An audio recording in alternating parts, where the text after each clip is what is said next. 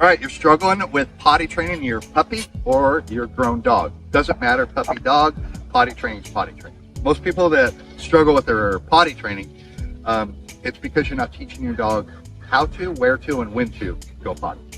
Your dog does not know the appropriate places. They don't use the toilet, neither does a human child. It takes a heck of a long time to teach a child to be potty trained. You can potty train your dog in about 10 days or less, and how I'm going to show you is how I teach my dogs to potty train, and it takes about 10 days. It does take effort. If you don't put in the effort, you are going to take a 10-day process into 30 days and have more frustration than stepping on landmines in your living room. Don't scold, don't punish your dog if they go potty in your house. That's silly. The only thing you're going to accomplish by rubbing their nose in it or yelling at them is now your dog or your puppy is going to go hiding. They're still going to do it because they still have to go potty, and you have not shown them when to, how to, or where to go. So punishing them is just ludicrous. You just don't do that. You're not going to accomplish anything. All right, I'm going to pretend that this sidewalk is my back door. And if you have a house, a condo, any place with a backyard, this is basically the process that I would do. I'm going to have a leash on my dog. Yes, I'm going to take my dog out to the backyard on a 4-foot leash. Not a 6, not an 8, nothing long. I don't want my dog to explore. That's why a lot of puppies and dogs go potty in your house. You let them outside. They're out there for a half hour, 20 minutes, hour, doesn't matter. You let them back in, and then they go potty. The reason is they forgot to go when they were out there because they were busy exploring and sniffing and looking at squirrels and all that good stuff. They got back in and went, oh, I gotta go potty, and then they squat right in front of your door and go. It's not their fault. They're like a toddler. They just lost focus and forgot to go. So we want to establish a habit with our dog that the second you walk outside, the first thing you do is go potty. Then you go play. And this is how you do it. You put a leash on your dog. This is Dolly. She's a 2-year-old silver lab. Dolly, come. Good girl. And I have a couple treats in my pocket. So I have my 4-foot leash on. I'm going to pretend that this is a door. Take her to the door.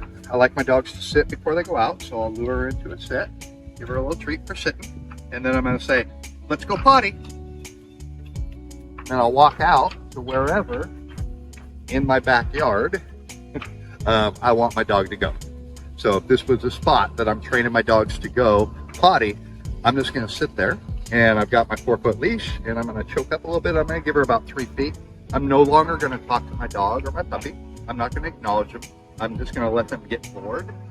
And I'm going to pull out my cell phone probably the first time or two, because this could take a while. It might take 15, 20 minutes because she does not know what I want her to do.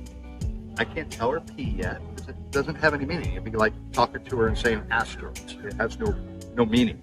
So I'm going to be on my cell phone, doing cell phone stuff, but I'm watching her out of the corner of my eye. And when I see her squat and start to pee, I'm going to go, Dolly, pee pee, good girl, pee pee, good girl. Or you can just say pee. You can say whatever you want. The word doesn't matter. Just use the same word all the time. We say pee pee and we say poo. That's just what we do with our dogs. And then I'll say that 3 times while she's peeing or while she's pooing. And then when she's done, yes, I'll give her a treat. Good girl. Then I take the leash off of her. Go play. Break. Good girl. Now she can run around, explore, sniff, have a good time in the backyard. We'll play a little bit. Dolly, come. Good girl. We're all done peeing. She's all done playing. I put the leash back on her. Yes, I know. I'm still in my backyard. The reason is I'm training her the whole process of what potty training means. At the end of potty training, I'm going to say, or at the end of my dog going potty, I'm going to say, let's go inside. That means just that. Let's get back inside. So I'll say, Dolly, let's go inside.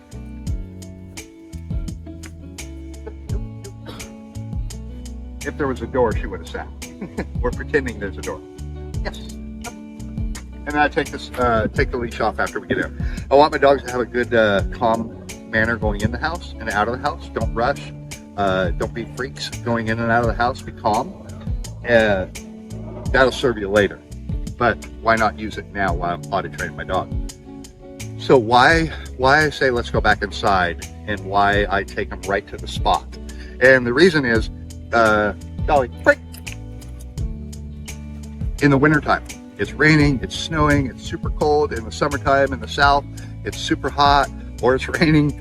I want my dogs to be in the habit the second they go outside, the first thing they always commit to doing is going potty. Then they do the other stuff. So when it's super cold, super hot, boom, they run out, take care of it, come right back in. And if you live in an apartment, this is super important because you have to walk out. You typically have to go to some place for this to happen. You want this to be a fast experience for you and your dog if it's super hot, super cold, or raining. Now, if you do live in an apartment, you don't have the access to that backyard right in front of you. Simple. You're going to do the same process. Let's go potty, take them out the door. The only difference is sometimes people will struggle with their dog going potty in the hallway on the process for that very first walk because they really got to go. They've been holding it all night. Just pick your dog up if you can, if you're afraid they might go potty, and then once you get outside the apartment building, set them back down. Or walk a heck of a lot faster. If they're walking fast enough, a lot of times a dog will not go potty in the hallway. The other thing you need to be aware of is time. It's not fair for you to give your dog water all day long and then get upset with them when they go pee several times throughout the day. You're giving them too much access to water. So as a rule of thumb, a dog or a puppy is going to pee within about 20 minutes, 30 max, after they drink. What they put in has to go out. Food, 30 to 45 minutes. So when you give them food and water after you potty first thing in the morning, lift it up and then look at your clock, 20, 25 minutes. You need to be heading out and give them an opportunity right where you are to go potty, or you're going to have an accident in the house. Don't give them free range to water and food until they're completely potty trained and completely dependable with their potty skills. If you're only feeding twice a day, which is more than enough, that's easy to do. It's the water. A lot of people leave a water bowl down all day.